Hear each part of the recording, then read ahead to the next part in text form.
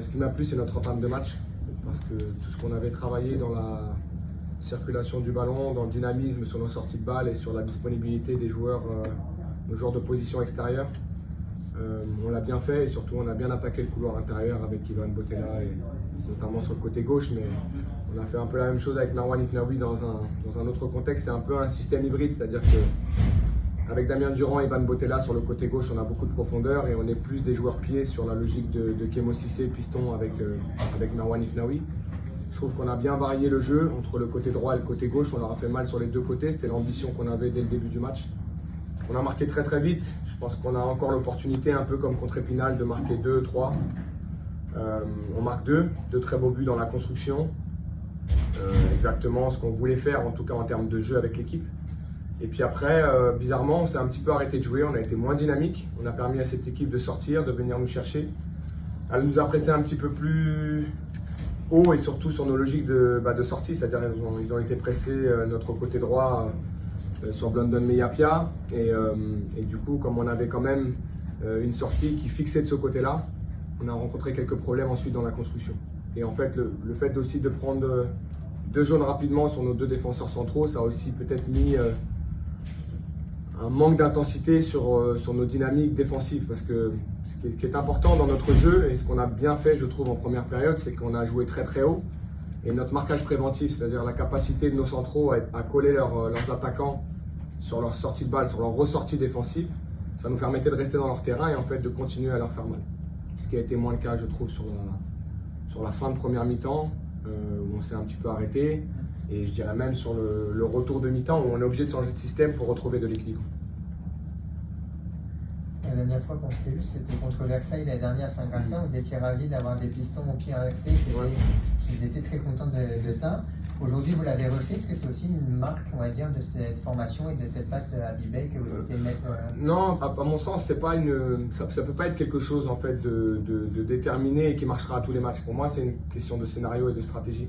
Les faux pieds, quand on les a mis à Nancy l'an passé, c'est parce qu'on avait identifié c'était une équipe qui était très intérieure et qui laissait beaucoup d'espace dans la profondeur. Et l'avantage du faux pied, c'est que sur sa première touche, en fait, la profondeur est ouverte. Ce qui est moins le cas lorsque vous avez un droitier à droite, puisque c'est souvent la ligne qui est ouverte. Et ça demande une qualité de passe très élevée pour aller trouver une passe à l'intérieur de la part d'un droitier. On avait ça avec Kemo Cissé, on avait ça avec Damien Durand, même si vous vous rendez compte que Damien est plus un joueur de ligne. Et j'ai trouvé sa complémentarité avec Ivan Botella de très très haut niveau sur les 30 premières minutes. Vraiment. On n'avait pas encore entrevu ça sur nos matchs de préparation. Aujourd'hui, on a un petit peu bougé le système.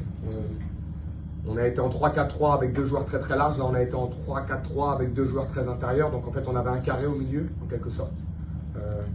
Même si, encore une fois, je le dis, c'est quand vous avez des joueurs comme j'ai à ma disposition, il faut leur donner beaucoup de liberté.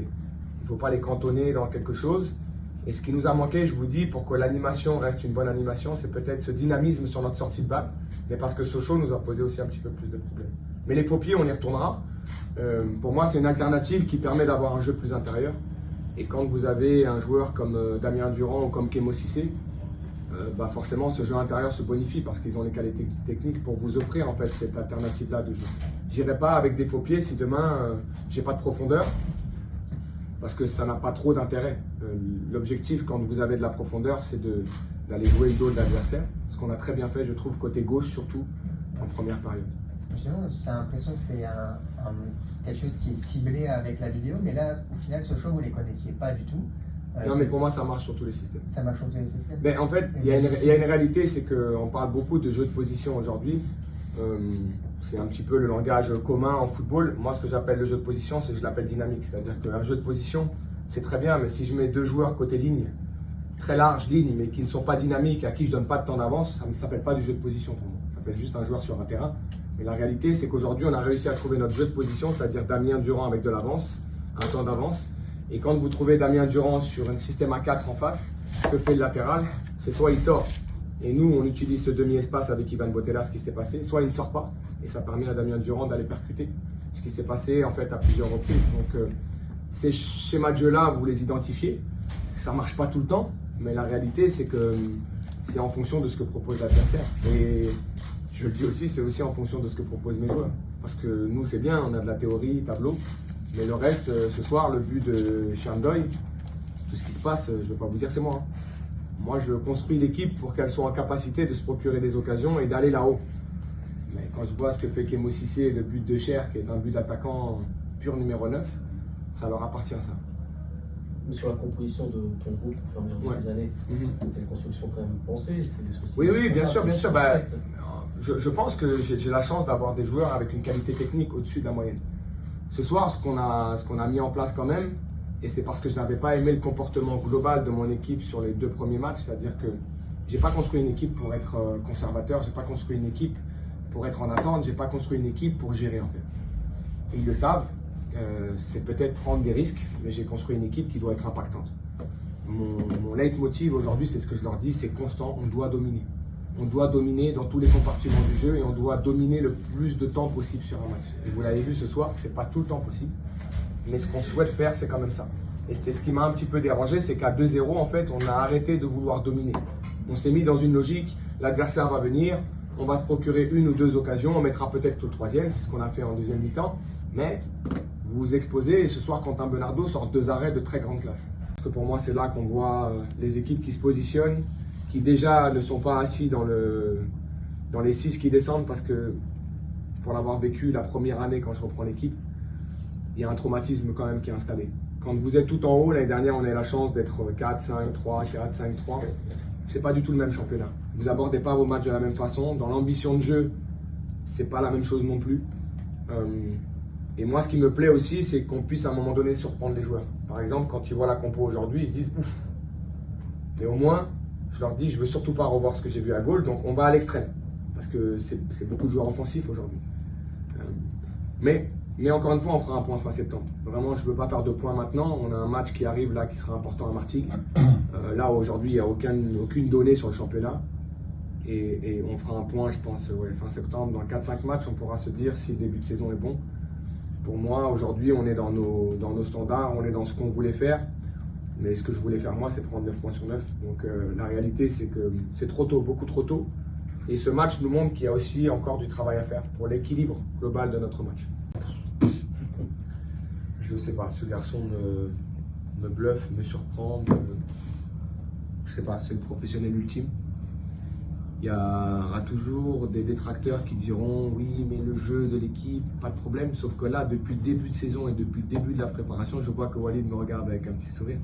Et on en a discuté.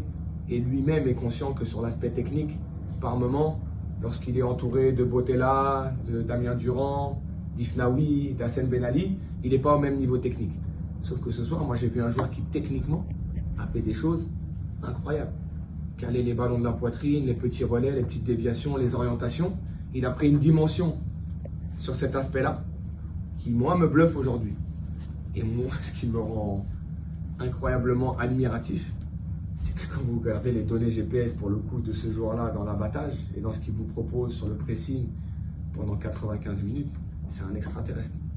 C'est vraiment un extraterrestre. C'est-à-dire qu'il faut comprendre que ce garçon-là vous rend des copies à 12 km 5, 13 km et à 3, 5, 4 km de hachis.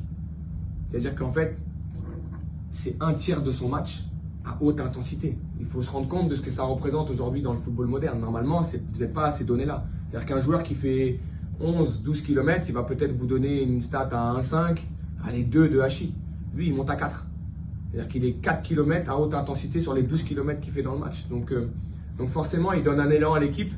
Et quand on est repassé en 4-3-3 et que je l'ai mis relayeur et que c'est lui qui sortait pour le pressing, on a fait remonter le bloc et je trouve qu'il a réimposé quelque chose à l'équipe adverse. Et c'est là où on a eu un meilleur moment dans notre deuxième mi-temps.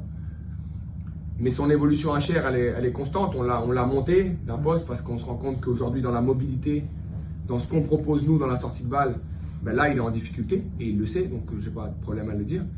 Mais il prend tellement de plaisir aujourd'hui à être en haut, à marquer des buts, à être à la finition de nos actions, qu'aujourd'hui, il sait qu'il ne pourra pas faire 34 matchs dans la saison. Ça, on en a déjà discuté. L'année dernière, c'était déjà le cas. Il sait que par moment, on ira sur des options plus techniques et avec moins d'impact physique en fonction de l'adversaire parce qu'il aura aussi besoin de souffler. Mais son début de saison aujourd'hui, c'est 3 buts en 3 matchs. Sur la préparation, buteur également presque tout le temps. Et donc il est en pleine forme.